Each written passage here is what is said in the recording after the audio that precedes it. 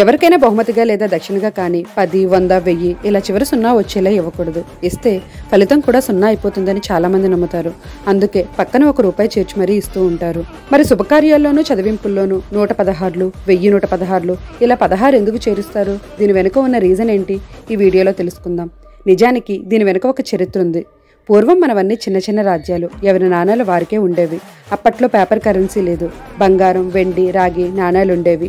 వాటిని కరిగిస్తే ఎంత వస్తుందో అంత ధనం. నిజాం రాజ్యంలోని కొన్ని సంస్థానాల రాజులు కవి పండితులను, కళాకారులను ఘనంగా సన్మానించేవారు. ఆంధ్ర వంటి ప్రాంతంలోని వాళ్ళని పిలిచి సన్మానించి వారికి ₹100 విలువగల నాణాలను బహుమతిగా ఇచ్చేవారు. కానీ వాళ్ళకిచ్చిన ఆ ₹100 బహుమతి ఆంధ్రకి వచ్చేసరికి ₹84కు సమానం అవడం వల్ల వాళ్ళు అసంతృప్తి చెందేవారు. తర్వాత రోజుల్లో ఈ విషయం తెలుసుకున్న రాజులు వారికి ఇచ్చే ₹100కు ₹16 చేర్చి 116గా ఇచ్చేవారు. అవి ఆంధ్రాలో మార్చుకున్నప్పుడు ₹100కు సమానంగా వచ్చేవి. అలా మొదలైన ఆ అలవాటు ఒక ఆచారంగా మారిపోయింది.